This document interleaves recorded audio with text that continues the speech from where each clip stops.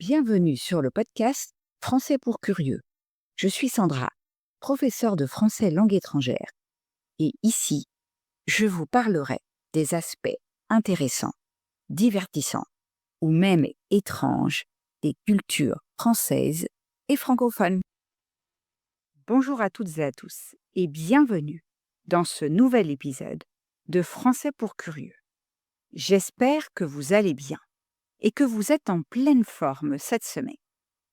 Aujourd'hui, je vous parle des Galeries Lafayette, emblème de la mode, du luxe et de la culture française.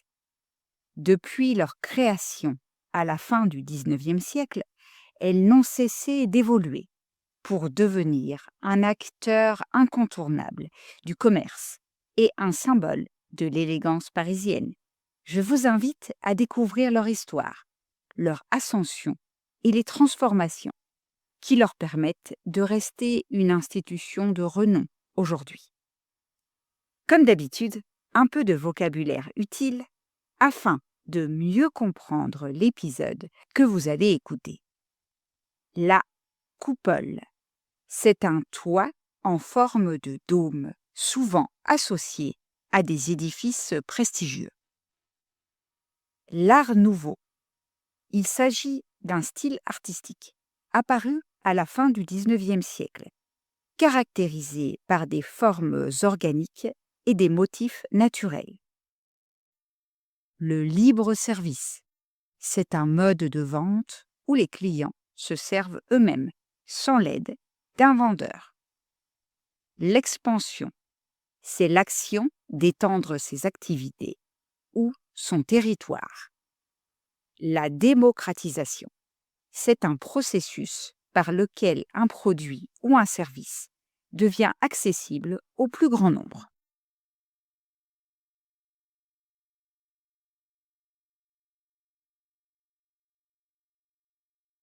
Entrons maintenant dans le vif du sujet. Les Galeries Lafayette ont vu le jour en 1894, à une époque de profonds bouleversements urbanistes et culturels. Paris, sous l'impulsion du baron Haussmann, se transformait en une ville moderne, avec de larges avenues, des immeubles bourgeois et des quartiers commerçants.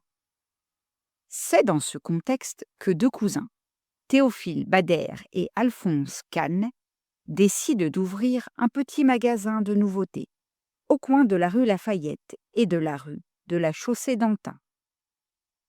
Quelle était leur ambition ?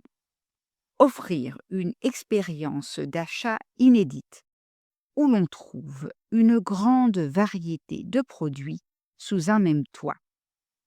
Ce modèle, inspiré des grands magasins apparus à cette époque, proposait non seulement des articles diversifiés, mais aussi un environnement agréable et élégant pour attirer les clients.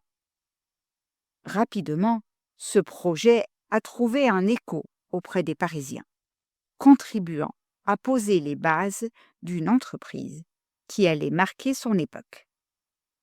En quelques années, le petit magasin devient un véritable palais du commerce. Dès 1912, les Galeries Lafayette inaugurent leur bâtiment emblématique, conçu par l'architecte Ferdinand Chanu.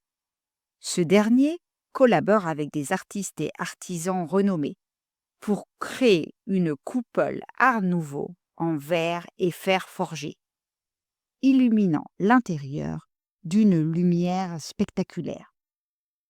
Ce chef-d'œuvre architectural attire non seulement les clients, mais aussi les curieux, en faisant des Galeries Lafayette une destination à part entière.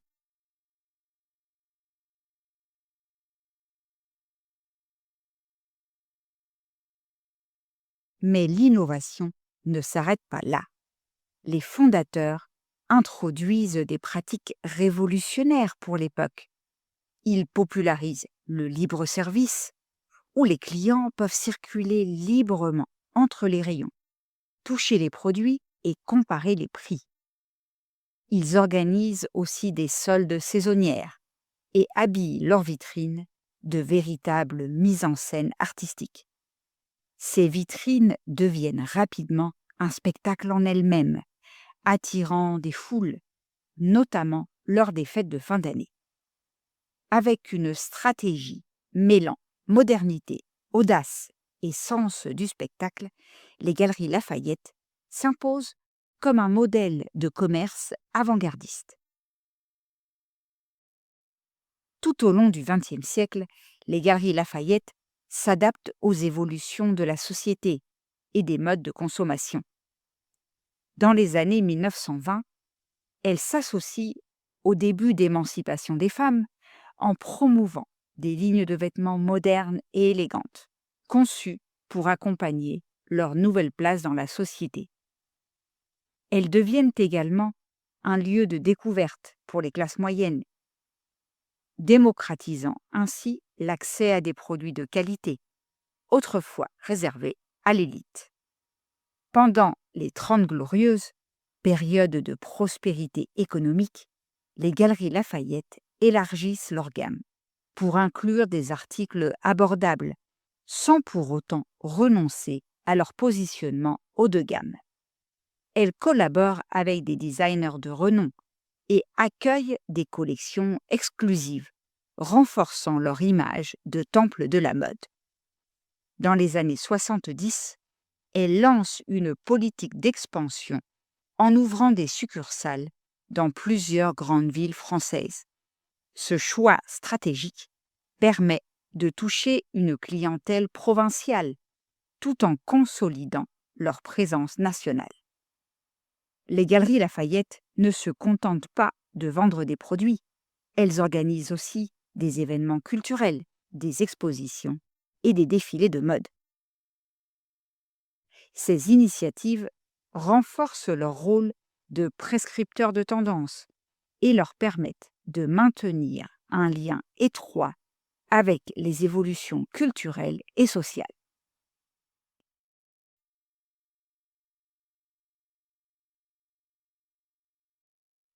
Que se passe-t-il aujourd'hui? Les Galeries Lafayette se trouvent à un tournant de leur histoire. L'essor du commerce en ligne et la montée en puissance des plateformes internationales comme Amazon ou Zalando modifient profondément les habitudes d'achat.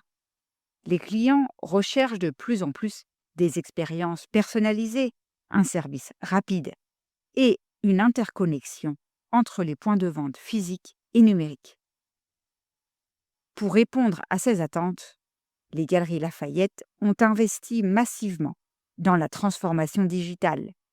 Leur site Internet, conçu comme une extension de l'expérience en magasin, propose une large gamme de produits, des services de livraison rapide et des conseils personnalisés. Parallèlement, les magasins physiques se réinventent pour offrir des expériences immersives. On y trouve désormais des corners dédiés à des marques émergentes, des espaces de personnalisation et même des espaces de coworking. En misant sur des services haut de gamme, comme le personal shopping et les restaurants gastronomiques, les Galeries Lafayette se positionnent comme bien plus qu'un simple lieu de commerce. L'expansion à l'international marque également une étape clé de leur stratégie. Avec l'ouverture de magasins à Dubaï, Pékin ou Berlin, l'enseigne ambitionne de porter l'art de vivre à la française à travers le monde. Ces nouvelles implantations témoignent de leur volonté de conjuguer héritage et modernité, tout en répondant aux attentes d'une clientèle cosmopolite. Je termine cet épisode par une petite question. Êtes-vous déjà allé aux Galeries Lafayette et avez-vous apprécié? Nous arrivons donc au terme de l'épisode d'aujourd'hui. Merci de l'avoir écouté. J'espère que vous avez aimé ce que vous avez entendu. Si c'est le cas, je vous invite à laisser un message sur votre plateforme d'écoute préférée et à partager l'épisode autour de vous. On se retrouve la semaine prochaine pour la suite de Français pour curieux.